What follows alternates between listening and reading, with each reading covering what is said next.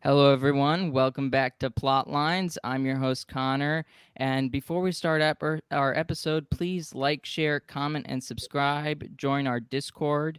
The link is in the description to continue the conversation outside of YouTube. I also wanted to let you guys know I'm now on Rumble as well. But, anyways, today we have a very special guest. We have Gary Richied, former adjunct professor of Loyola University and instructor at Fenwick High School. Welcome, Gary. Thanks, Connor. I'm happy to be here. He is also the author of A Twisted History of the United States. He co-authored it with his podcast co-host Charlie Westerman. So, how did that come about, or where'd you guys meet? Yes, that would be a good place to start. Charlie was a student of mine when I was teaching at Fenwick, and Oh, he was okay. in my junior U.S. history honors class. He stood out as someone who did not buy most of the consensus narrative about American history, or more so history in general as a discipline. So when, as it was de rigueur in my classes, I presented them with the notion that they ought to be skeptical, maybe not cynical, but skeptical of what that narrative is and the official story of how the American past in that particular case developed. He dove right in. So he was my conspiracy theorist, my doubter in chief, if you will. But given the structure and my particular approach and hermeneutic to history, he really flourished in the class. So, subsequent to him graduating during the COVID weirdness year and the hysteria that surrounded that, he was debating and then eventually did take a break from his undergraduate studies. So, he was already in college. And he reached out to me after he wrote a piece on I forget if it was Medium or some other, maybe it wasn't Reddit, it was Medium. And essentially what he did was he incorporated some tweets or fantastical tweets um, about what it would be like if Twitter was around during the American Revolution. And they were humorous, but yet historically accurate. And so he reached out to me. He said, "Hey, what do you think about that?" And I said, "It's well done." I corrected some errors I thought he made in terms of his analysis or history. And then he said, "Look, we should really just write a book together. Let's do the whole thing." And I wasn't doing very much at the time. I had just been, let's see, about a few months before that, I had been terminated from both institutions at which I was teaching. And I was transitioning into my job now, which is in finance. So I had time in my hands. And the beauty of the job I have now in the profession that I'm currently engaged is that I do have some extra time and leeway. And that translated into he and I collaborating and working on this massive project that took 2 years. It was finally published in July, on July 4th, in fact, of 2022. So that's the Okay. twisted history of the twisted history. That's so recent. I didn't realize how recent that is. Mhm. Well, let's look at your website. Give folks the opportunity to see what it looks like. So, the hot water history. Word from our affiliate, Bishop Sheen Rosaries. You've probably worn through the chain of your cheap plastic rosary. Other rosaries simply can't stand up to the wear and tear of everyday life. Bishop Sheen rosaries are made of solid metal beads and paracord to withstand any condition, and are backed with a lifetime warranty. Upgrade your rosary to a Bishop Sheen rosary made to fit your lifestyle, or buy one for a friend. Each rosary sold supplies 2 weeks of food for a school kid in Uganda. You use the exclusive link down below to help support our efforts here at Plotlines. The link will take you to sheenrosaries.com. Be sure to use the code Plotlines10. Um, yeah, you've got more than just that as books. I saw that you have the Catholic prep school teachers' notes on American history, a guidebook through modern European history. When did you write those? The guidebook through American history, I wrote and published in 2015. And then in European history, that was 2017. So I've been writing books. Those were not formally published. They are available on, for example, Apple Books and the like. But this is my first major undertaking under what I would consider a more, albeit independent, but more traditional publishing mode. And we got I listened to a little bit of your uh podcast with Trevor Alcorn, and that's how we connected. So very good. And also I did Oh, take sorry, your Connor. Can I interrupt for 1 second? I should what? note that even going back to the title of the blog and my website, which I created in the beginning of 2019, it's derived from a Chesterton quote Okay. from 1909. And just to paraphrase here, he said, "It's good to get into hot water from time to time. It keeps your hands clean." So that's what I was constantly doing in my profession, doing history the way I had been trained at first. My alma mater, my undergraduate alma mater, ironically, was Loyola Chicago. And then I went to University of Chicago for my master's degree in social science and French history. And that's how I had been trained as a historian, to dive into primary sources, seek the truth, the whole truth, and nothing but the truth. So help us God, and let the chips fall where they may as a result of that.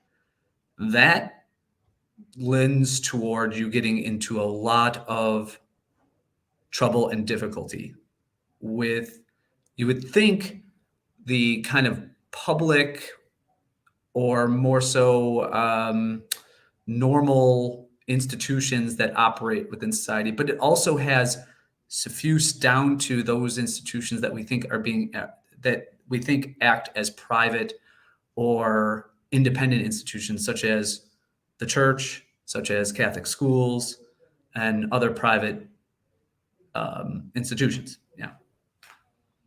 Gotcha. Yeah. Okay. And uh you have gotten in hot water, obviously, a little A bit. lot. Yeah. Uh but you do so. What is how does your new job work with sort of what you're doing with the blog and with the podcast? Are those connected, or are they sort of separate? They are connected to a degree, but not in their essences. It's more of a connection of convenience, in that several years ago, going back to about 2010, 2011, is when I would say I had my conversion to libertarianism and anarcho-capitalism. The man whose podcast you see right now on the screen, Tom Woods, was instrumental in that metanoia of sorts, at least Mhm. ideological metanoia and conversion. At that point, I became so interested in libertarianism and anarchism and a defense of free markets and institutions that I really started reading en masse enormous tomes, and that became my preoccupation. So as a result, Austrian economics and free market economics became, I wouldn't call it an obsession, but pretty close. And as a result, I became more and more convinced of the arguments of men like Hans Hermann Hoppe, Ludwig von Mises, Murray Rothbard, Guido Holzmann, Lou Rockwell. Interestingly enough, many of these men are devout and faithful Catholics, or Jewish. So it seems that there's this connection there,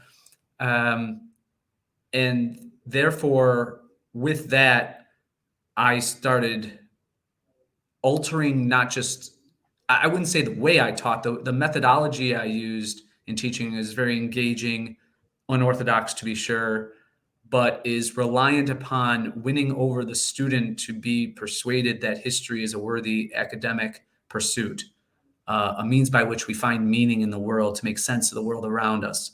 Without it, we're sort of blind. We have a blindfold of ignorance without an accurate understanding of what transpired in the past, or better yet, the tools by which we can utilize an investigation of the past.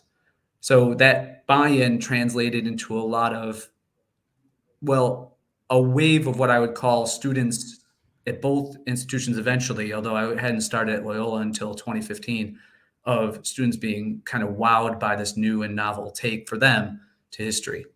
And I incorporated much of the theory and teaching and defenses into my own classes. Gotcha. Yeah, I think it seems like it's always a challenge to get young people to value history, because in some ways it doesn't feel like it's going to be, um, I guess, in some ways productive. It doesn't feel Right. productive always to students, Mm-hmm. because you're, I mean, there are, well, I mean, I think from a student's perspective, usually it seems like a very limited profession, at least. Their image is most likely just a teacher, that sort of thing. But there's much more than that out there for historians. But it's very much a way to learn about the world and be able to explain where we are and how we got here.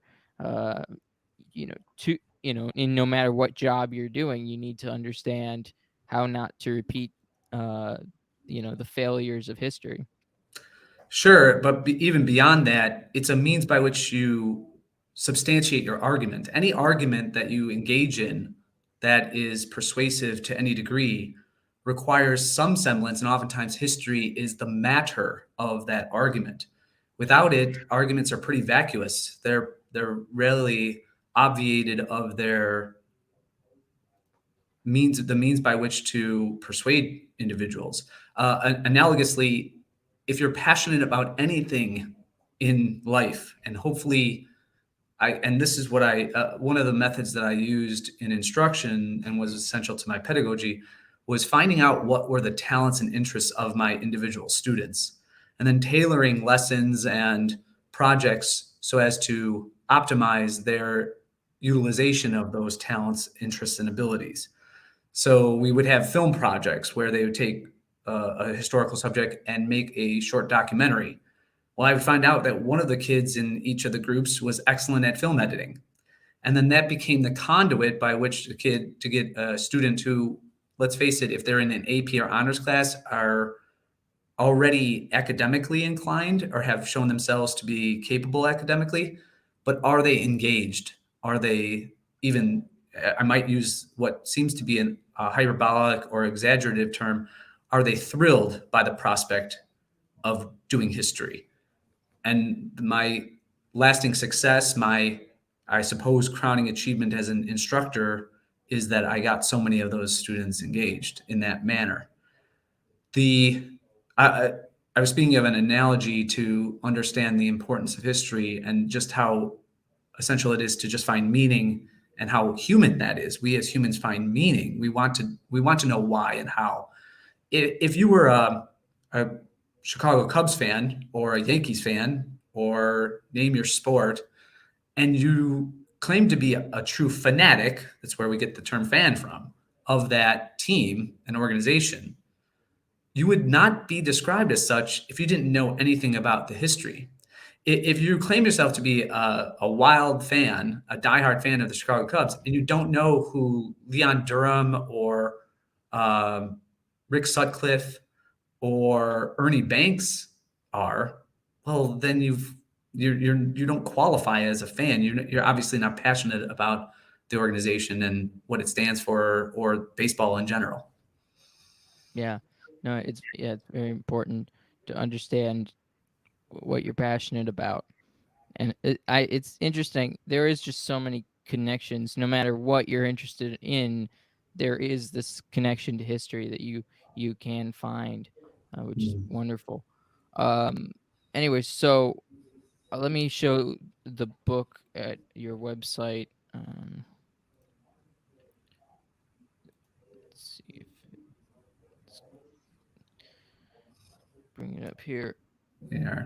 Anyway, so here's you can find it at Amazon, and I'll have links in the description so people can find it. But it's the most creative history book I've ever seen. So that well done. We aim to do that. I, in many ways, devoted my teaching career and my career as a historian to remedy and serve as a balm or a cure to all of the scars, the disease that's left by students who have, and people in general who have been introduced or had to go through history courses that were pure drudgery. And the reason that they're drudgery is simply because if we view, as many people unfortunately do, including instructors, history as a means by which to, and this was the case of a lot of teachers who I encountered, they were good at remembering trivial matters. And so they went into history and they wanted to impress everyone with the breadth of how, no matter how shallow it might be, the breadth of their knowledge, but they were terrible at analysis and ultimately evaluation. We lose a sense of, if we just treat history as mere trivial knowledge by which we can somehow impress people. If history class is a means by which to become a history buff, you're missing the entire essence of the subject matter. It just comes, I like etymology. So history comes from the Greek word or root histor, which means story or knowledge. Okay. And to obtain it means that you're just obtaining knowledge. You're attaining in the Latin scientia. So anyone who just treats it as trivial fact and that it's static, that's the worst thing. History is constantly evolving. We have new takes. We have new evidence that emerges. It's the most, instead of, it's unfortunate that it's considered a rather static discipline because it's actually the most dynamic. It's the most dynamic. I compare it to chemistry. A chemistry teacher is going to tell you what the reaction is going to be when this amount of sodium is mixed with this other chemical. And that's rather a static thing. This is the essential reaction that's going to take place.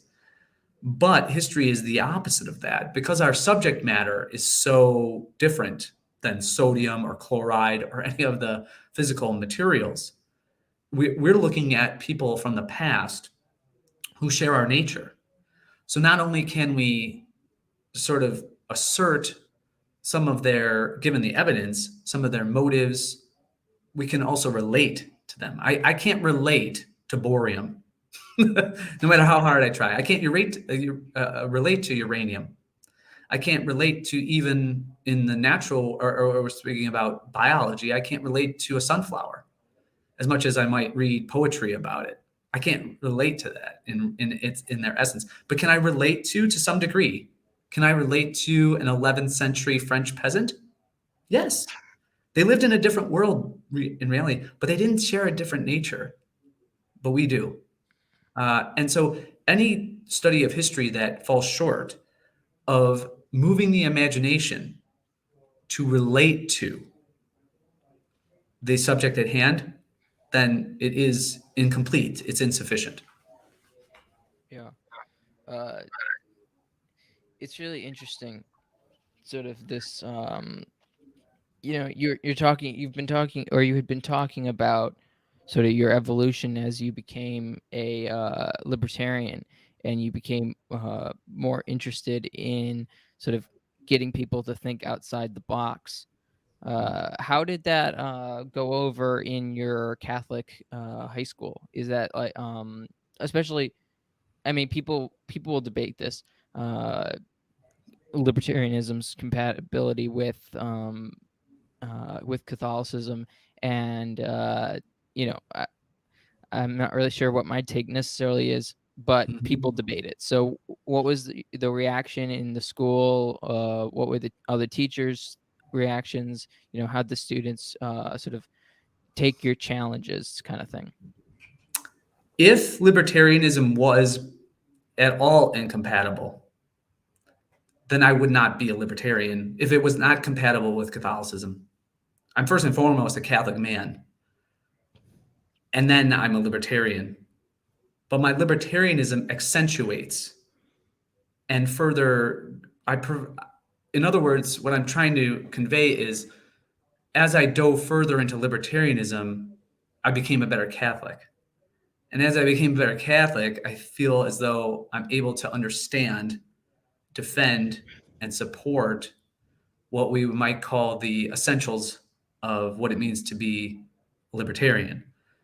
And as I would read scripture, and it's not as though it was something new to me, but the experience was new as I started to couple and marry my studies of the great thinkers of the libertarian and anarcho-capitalist world with what I would call, and we refer to, and you're familiar with too, is like the sensus fidelium, the sense of the faith.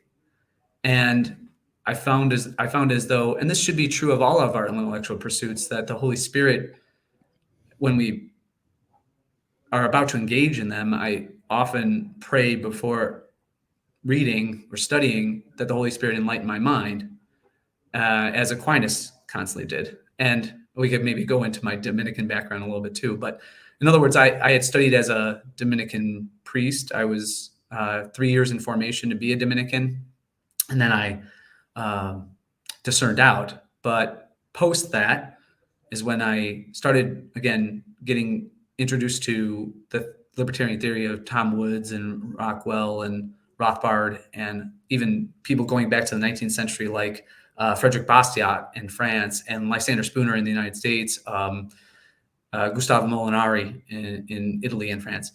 And I found myself having a greater appreciation for how much our Lord and Scripture and Revelation, both in the Old and New Testaments, is yearning for us to be free.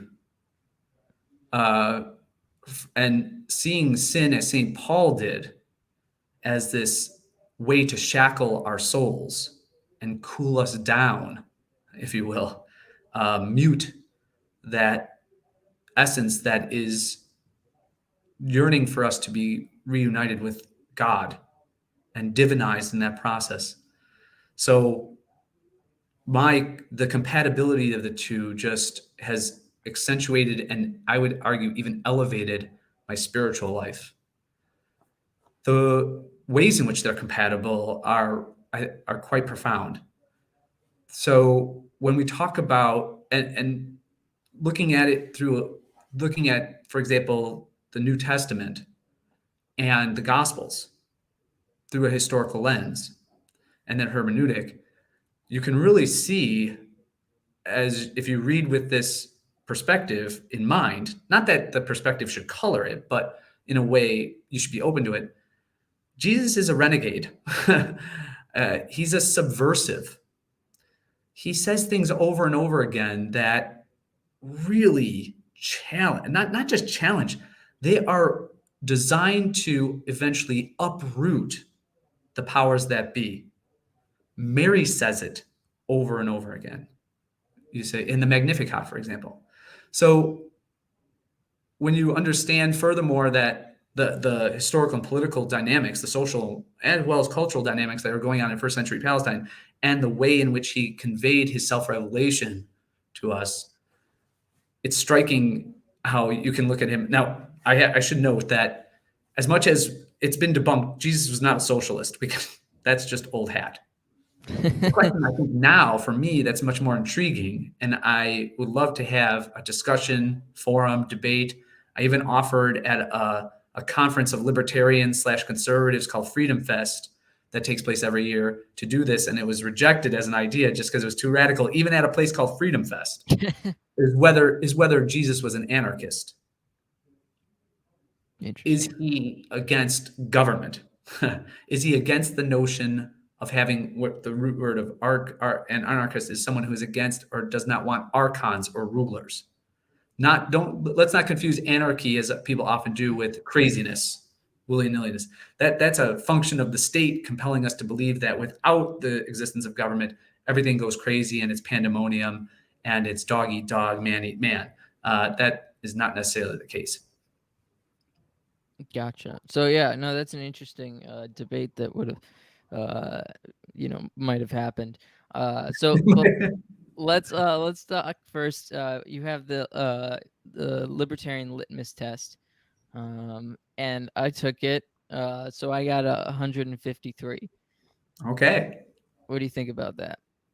The 153, I did create some funny uh, sort of relative assessments as to where you might be as a libertarian given your score. I don't have them pulled up at the moment, but essentially, if you're 150, you have kind of freedom leanings. That is to say, you do see that the state and the notion of consent has not necessarily been granted by individuals in particular to the state to exercise the powers that have either been seized by it or in a passive way delegated to it. You're skeptical to a degree, although you're not willing to maybe go that final leap to say, maybe I should be not just skeptical of government as being, for example, inefficient or even to a degree uh, larcenous that it's stealing, but that it ultimately does not exist without those crimes against humanity. And if you had scored higher on that plane, so I got a when I took my own test, which I got a 210. So I said 10 to every one of those questions. And that makes me an anarcho-capitalist. Now, of course, we should note that I keep using the words in almost interchangeably, anarchist and anarcho-capitalist, but theorists and historians of anarchism as a movement are right to note that anarchism as a notion really starts to gain steam and build up more so in the 19th century from the left rather than the right. Yeah, So anarcho-communists. anarcho-communists, anarcho-socialists. So anarchism from the left is really where the genesis. But that doesn't mean that by the 20th century, even what I would maybe the latter half of the 19th century, that anarchism is starting to be more embraced by those who are more desirous of free market enterprise rather than a statist or post-statist solution to social problems. Yeah. So I at one point would have called myself probably an anarcho-capitalist. Okay.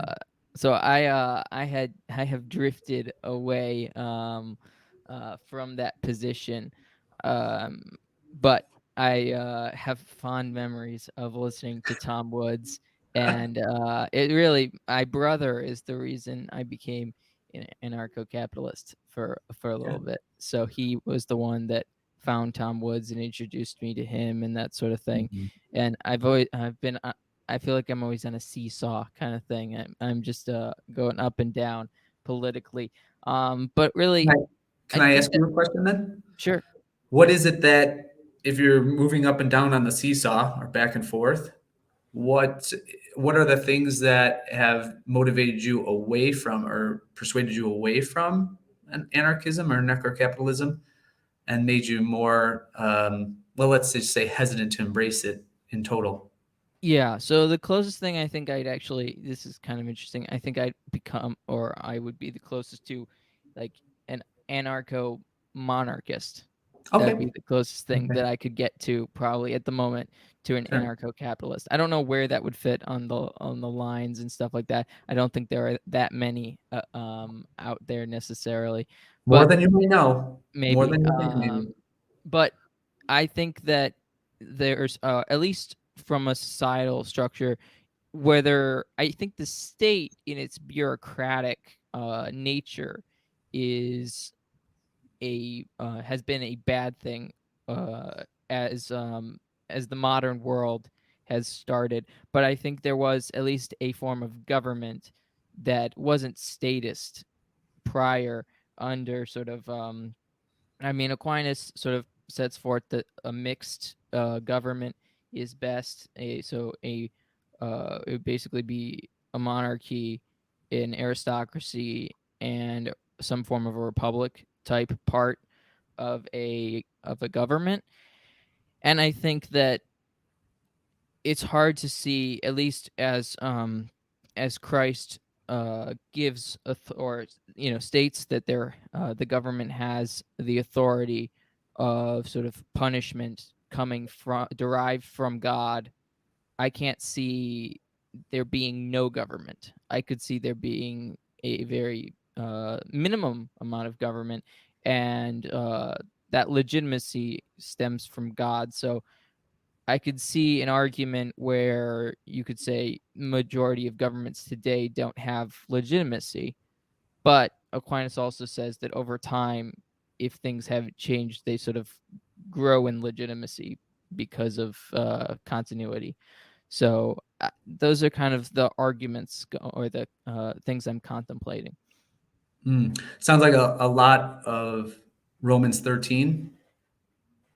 Yeah.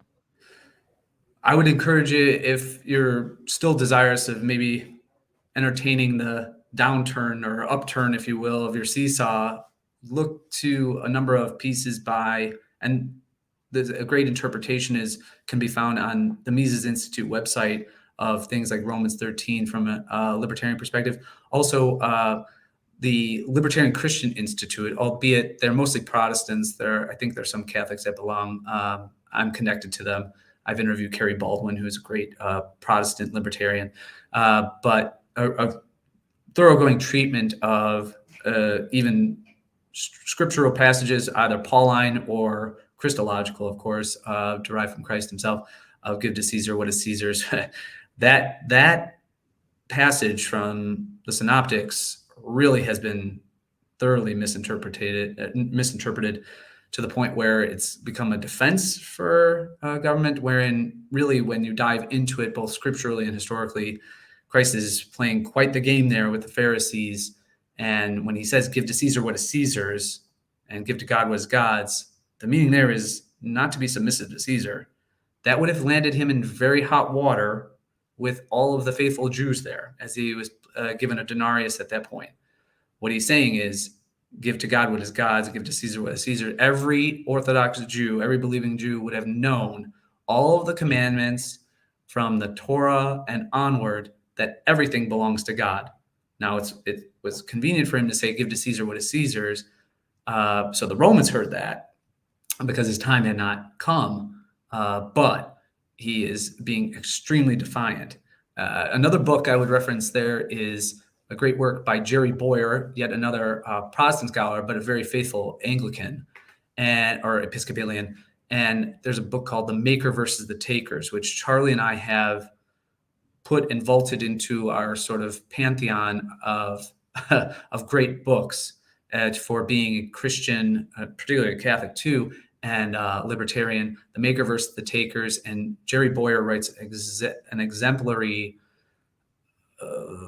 work about just clarifying what was going on, given all the new discoveries that we've had archaeologically in terms of historical finds and digs in the Holy Land, that really help us to understand what was going on economically in the various regions in which Christ lived and those of his early followers. Gotcha. Awesome. Okay. Yeah, I'll look into that. I do think that the world should mirror the hierarchy of that God has set up, insofar as Christ is king, and so it makes sense most to me that we would then have as someone who sort of takes on his authority on earth from a secular perspective as a king. Well, your monarchist tendencies are very Hans Hermann Hoppian, because he famously wrote Democracy, the God That Failed, which I would encourage, again, everyone to read. What I think you've rightly deduced is that while there might be government, democracy is corrupt. The underpinnings of democracy gives this veil of authority that simply because a simple majority have decided, then that becomes authoritative. That's insane. That's nothing short of what even the framers of the Constitution in the American tradition termed as mobocracy. You can't have that. That just becomes absolute. You speak about true chaos, not anarchy, but true chaos, and that's what democracy, ultimately results in, because it's not protective at all of minority opinion, minority take, minority culture, anyone who falls outside of that consensus by referendum. I do think that also just in general the decision should be you know made from the lowest point they could possibly be made. So there, Subsidiarity. yeah, subsidiarity. Definitely my positions are more guided by natural law as best as I can understand them, and also I think that the it seems to me that as the world becomes more and more destructive of itself as it breaks more of natural law and such, it seems that it's hard to for me to imagine a world that puts itself right, I guess. Does that make sense? Yes, the challenge would be, do individuals, or for that matter, individuals in the case of monarchy, or thousands upon thousands of individuals, which we call the state bureaucracy, as it exists in modern Western republics slash democracies, is that the has that proven itself to be the institution by which we return to natural law, or an obeisance to natural law, or is it the one that's most destructive as a force to people truly understanding what is in their essential, and I mean that in the philosophical sense, best interest? And the only way that, from my perspective, that can be regained is through true human agency. True human agency that, even if the government was to, by force, redirect or support tenets of natural law and Judeo Christian ethics and divine revelation, is that going to last? Is that going to be efficacious? Is it going to perdure? Or is a society in which is a hierarchy of meritocracy, wherein we have open forum debate,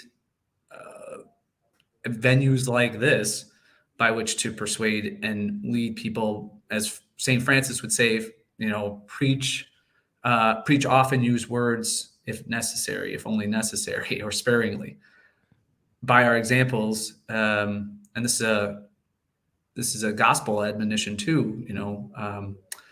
Go out and see, or let them know that we are Christians by our love, by our virtuous life, and let that go forth. Is the state in the way? Is it an obstacle, or is it, or even more so, from my look at it, is it the greatest inhibitor or enemy to that? And I would argue the latter. Yeah. Gotcha. Yeah, I mean, I would just say that it's been seen at different times to be sort of uh, both useful at different times. Uh, Mm-hmm. it definitely right off the bat when Christianity was new, obviously, sort of uh, the government wasn't the one spreading, but it and it was sort of all the different apostles and bishops leading their people and growing the movement.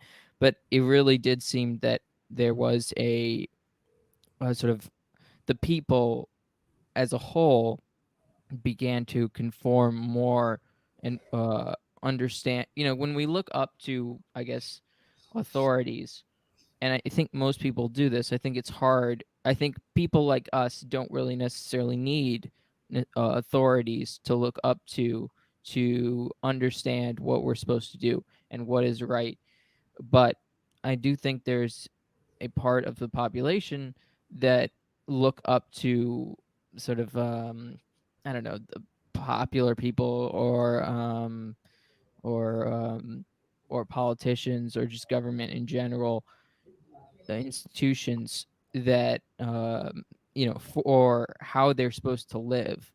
And the problem right now is obviously that the institutions are telling you the opposite of how you're supposed how you should live. But I also think that eventually there is a point where institutions such as government can be useful in at least nudging people to make good decisions. But I And do understand. a libertarian sort of historical example of that is how there was a bit of a divide between Ludwig von Mises, the great Austrian economist, and his American pupil, and that was Murray Rothbard, who is really the greatest proponent of Misesian Austrian economics and libertarian theory in the United States, coming from having been under the tutelage of Mises. And we have to remember too that the biggest, I suppose, difference was that we wouldn't characterize necessarily Mises as an anarchist, whereas Rothbard was a thoroughgoing anarchist.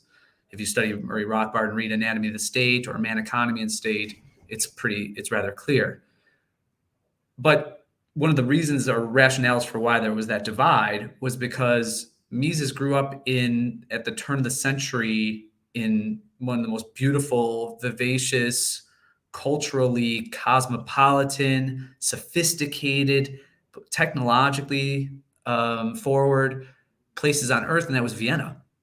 To be in Vienna in the Belle Epoque at the turn of the century and then into the early decades of the 20th century, you saw a government that was quite well functioning, and it was small. Its limitations were clear. It couldn't really function, nor did it have a great desire to function in a totalitarian manner. This is Whereas wait, the Habsburg, the Habsburg. yeah. So we're talking about the Habsburg Empire under Franz Joseph, and then although it certainly had problems, including the fact that nationalism was starting to tear at its fringe provinces more so than ever.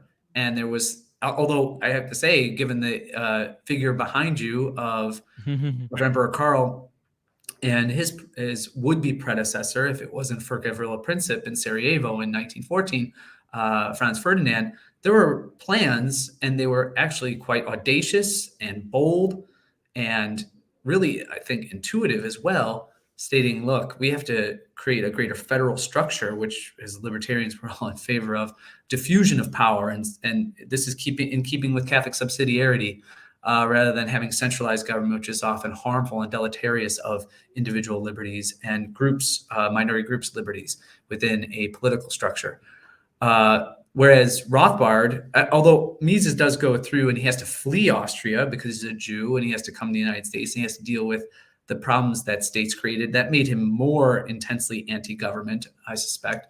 Rothbard really saw, having grown up as a Jew in the United States, all of, whether they were well-intentioned or not, all of the harmful effects. And when I mean harmful, I mean significantly deleterious to people's livelihoods. Even the smallest and seemingly at first glance altruistic actions of government were on the poor, the dispossessed, those who were not connected in some way or degree to the apparatus that was the state. And that's why he is much more, and he grew up in an era where the threat of nuclear holocaust was constant, where everything was excused. Every action of particularly the federal government, as it grew by enormous magnitudes and multiples in size and scope and authority, every one of those things was excused by some existential threat that was never to really be resolved. First, it was Soviet communism. Then it was poverty. Then it was drugs. Then it's terrorism. Now it's, you name it, domestic insurrectionists, whatever it is. It's just this constantly perpetuating story of government attempting to justify its existence while it continues in perpetuity to not just delude people of their liberties, but totally obviate them of their, or empty it,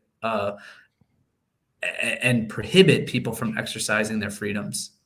And that first freedom that is particularly American and was defended from the first onset of what we might call the American experiment was your right to the fruits of your labor. And government as an institution does not produce anything.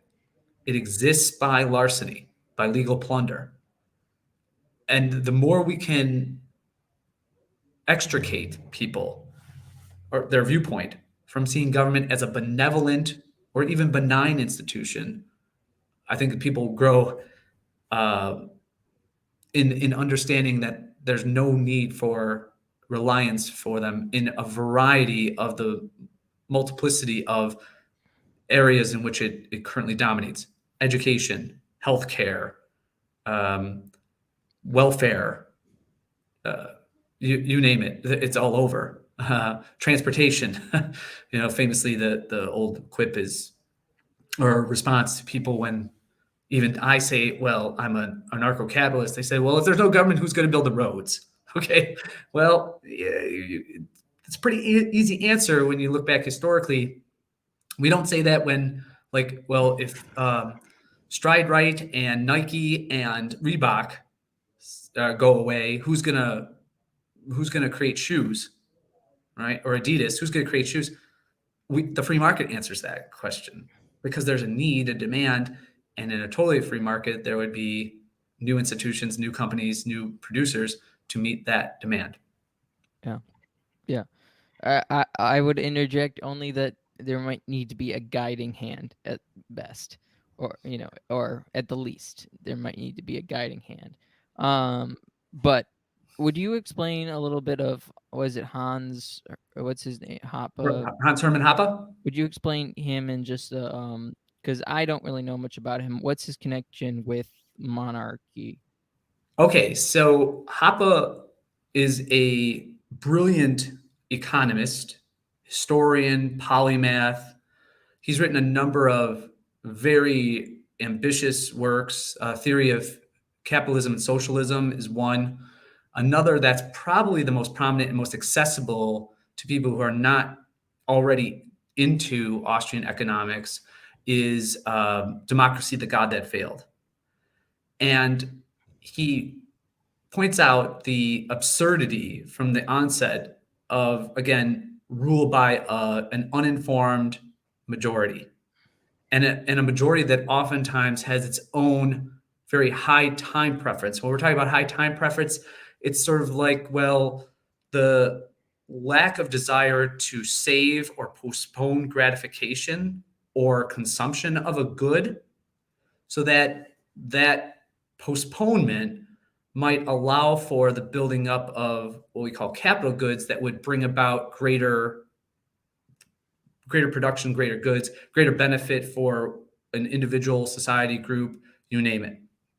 So think of, the old adage of those people are eating their seed corn.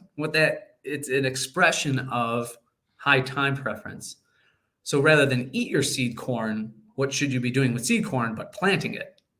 There'll be delayed gratification there, but by that assortment, or I shouldn't say assortment, but collection of capital goods, you're then able to produce at a greater in a greater abundance later. Same thing with tools. It takes a lot of energy to build a chainsaw. I would not want to, by any stretch of the imagination, try to figure out what the mechanisms are. I would probably cut off a limb in the process of building it. But by acquiring, instead of going down and trying to chop down a tree with an axe, a large tree with the tool that I have, if I'm able to go and work and then save that money and then use that money to buy a chainsaw, I'll get the job done very quickly and without all of the arduous labor that would be required of me using an axe. So what democracy tends to do, especially because in the case, let's defend monarchy for a moment. In the case of a dynastic monarchy, whether it was the Habsburgs or the Bourbons or the Romanovs in more early modern to modern European history, there was a natural desire to do well and provide bountiful plenty and stability and peace for one's kingdom, because your reign was being handed off to your son or the next descendant. Whereas if we have, even in our own American Republic, what we see time and time again, and this is why I'm absolutely adamantly against term limits. If we're going to have a republic, term limits should not be an option, because what term limits do is that it incentivizes people to just, in a very high time preference manner, get theirs while the getting's good, eat their seed corn. Whoever is the victim of that process, whether it is pumping money through the Federal Reserve System and having high inflation as we have right now as a result of that, or engaging in war, whatever destructive activity of practice of the state is, well, there's nothing, you're out of there by the time the ball drops. And so the system that we have in a Republican and representative government is very much, it lends toward high time preference. And high time preference does not allow for future prosperity. You can see that, Connor, in the way in which we, through our economic policies, the debt burden, the monetary and fiscal policy of the central government in the United States, we're just handing that all that burden, 30, 40, in real estimates when we talk about outlays and future expenditures, we're talking about upwards of 80 to 90 trillion dollars of debt handing on to generation after generation. So what our reliance upon the federal government and the central government to solve these problems has only simply delayed the inevitable. We see that too in analogously in the whole green movement. The green movement is just optics. It really is just optics. When you think about the building of a electric vehicle and all of the resources, by the way, an enormous amount of fossil fuels that's needed to extricate from the ground all the minerals from the lithium and the neon that's used, you end up, all we're doing with the building of electric cars is transferring and making distant the use of fossil fuels rather than making it proximate. So we can all feel better that optically we're not expending fossil fuels. But in reality, we're just having someone else do it in a foreign land, in a distant land. The cobalt that's used, for example. Well, I remember when I was a kid, there was a big uproar about blood diamonds, like how diamond companies like De Beers were employing children to dig in these diamond mines, and the conditions were horrible. But when it's for the green movement, it's okay to have some poor Congolese boy at the age of 6 have to go down into a chute, which is no bigger than the width of the diameter of his body and his hips, to go and dig in those terrible, because that's good for the environment. It's so anti-human, and that I would say it's these type of movements are really, they don't just spontaneously generate. They are generated as a result of government and state, and particularly the myth that democracy is somehow the most effective and efficacious and humanly beneficial government, humanitarian government that we can conceive of. Well, people advocate democracy more, or almost see it mostly as a virtue, but they don't really explain why it's a virtue. They just say it is one. But also the interesting thing about the Green Movement that made me think of actually was the new Prime Minister of Italy talked about sort of bringing economies to become more local.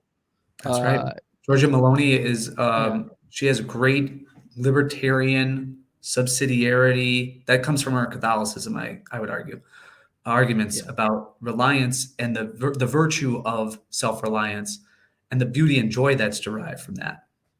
Yeah, I just thought that was really interesting, as I think she was talking about French control in Africa economically.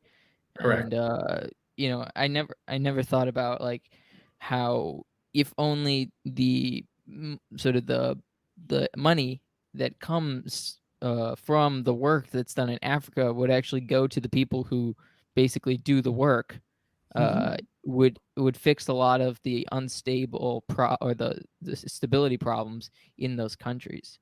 Correct. The central banking systems, which are just outgrowths of the Western democracies and the oligarchies that truly run them, the deep states that exist throughout the Western world, have provided the illusion that since decolonization, Europeans' handprint, fingerprint, and footprint all over the developing world has been diminished.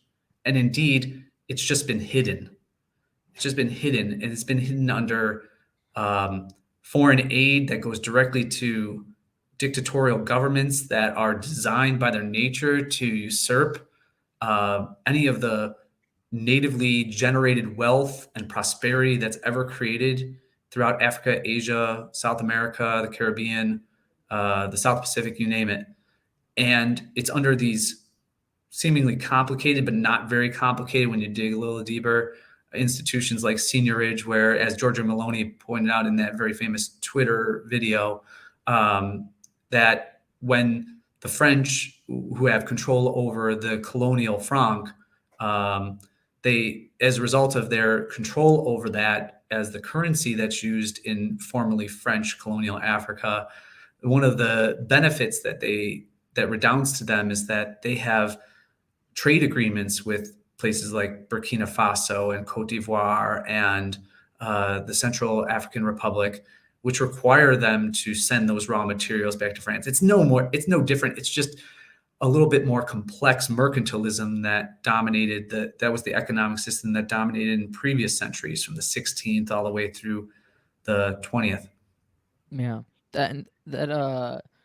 I think there's just there's a lot of fruitful ground that can be, a lot of ground that we can both appreciate or work with, between sort of libertarian and a more sort of, I would say, characterized as more of a traditional conservative movement, and not so much sort of I mean, nowhere near the neocon, and also not necessarily the populist either.